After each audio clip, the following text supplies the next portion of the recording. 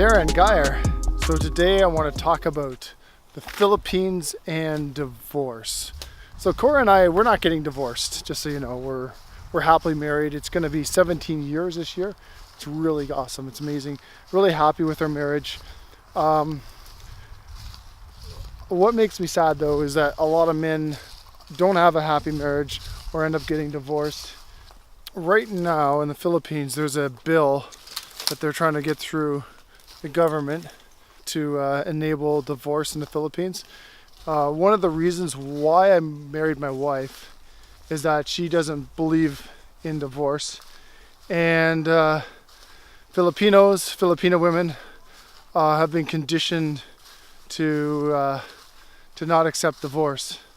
All right, so I just want to look at an article for the Philippine Star, and this talks about the divorce bill that's been passed by the lower house of Congress, and the actual divorce bill's name is HB 7303. I want to talk about first what options are available for Filipinos who want to get out of marriage. There's two ways to get out of marriage: is through an annulment and through legal separation.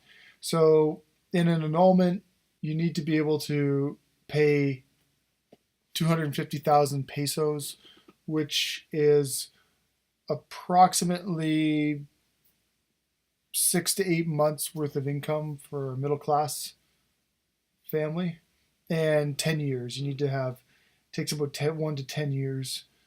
So why is there no divorce law in the Philippines? So in the Philippines, they are a predominantly Catholic society, and the Catholic Church there, the Archbishop Romulo Valles, is saying that we merely ask that they consider the possibility of divorce.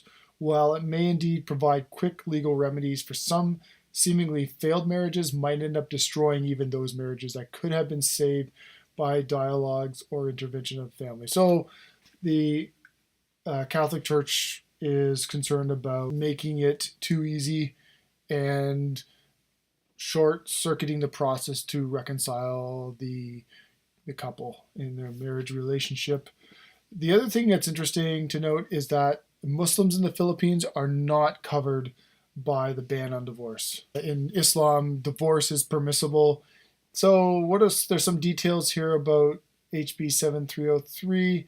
One of the grounds under the proposed bill is when one of the spouses undergoes a gender reassignment surgery, and then there's some other grounds include reasons stated under legal separation and annulment under the family code, separation of spouses for at least 5 years, legal separation by judicial decree for at least 2 years, psychological incapacity, and irreconcilable marital differences.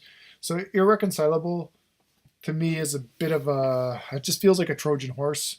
It seems a bit too vague. Like, does it mean disagreeing over a family vacation? Does it mean not talking to each other? Does it mean adultery? Like, what? It just seems too big of a package. So what's the next for the divorce bill? So it's already gone through the lower house. It is going to go to the Senate, and in the Senate there seems to be a lot of opposition. What's interesting here is that if it does happen to get through the Senate, then President Duterte is probably going to veto the bill. In the presidential election, he indicated he was not in favor of the divorce. All right, so what I want to talk about here is the divorce rates in the UK from 1858. This is from The Guardian. It's a British newspaper. It's been around since the 1800s. And they have a very interesting article here on divorce in England and Wales. Before 1858, it was really hard in the UK for a middle-class family or middle-class person to get divorced. So they passed some legislation in 1857. So that enabled easy divorces. And divorces then got a little bit higher in the 20s and 30s, and then in the 40s it spiked, And in the 60s, it just took right off. Um, it's probably a no-fault divorce at this point, and it just skyrocketed. And now divorce rates are coming back down. So here's some of the statistics here.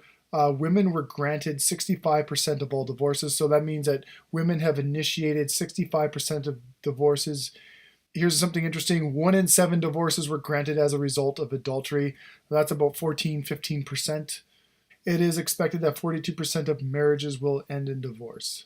A couple of observations or speculation, perhaps, on my part, but I think the recent downward trend here in the last, say 10, 15 years is because there's a greater awareness among people in general.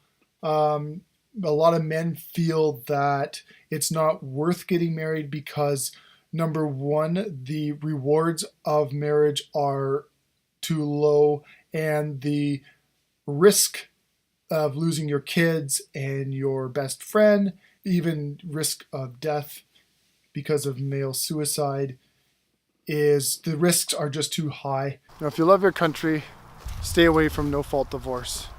Unfortunately, in our country, in the United States, so we're like the worst examples in the world.